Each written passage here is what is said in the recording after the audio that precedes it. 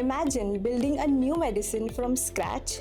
Years of research, clinical trials, regulatory approvals, and finally manufacturing millions of doses. You'd think only a handful of companies could handle that entire journey, right?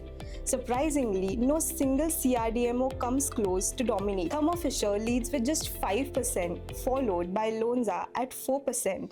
IQVIA Holdings hold 3%, Wuxi Aptech captures 2%, and Catalent rounds out the top 5 with 1%. Here's what makes this market fascinating. Even the 5 largest companies together account for only 14% of the global CRDMO market. Instead of one giant controlling the industry, the market thrives on specialization, innovation, and strategic partnerships, making the CRDMO landscape one of the most fragmented and competitive in the pharmaceutical world.